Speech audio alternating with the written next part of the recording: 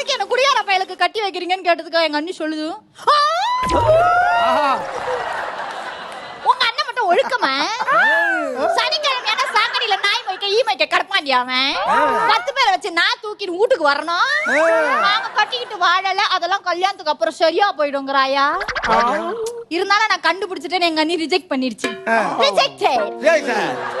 ரெண்டாவதா ஒரு மாப்பிள்ள வந்தாரு.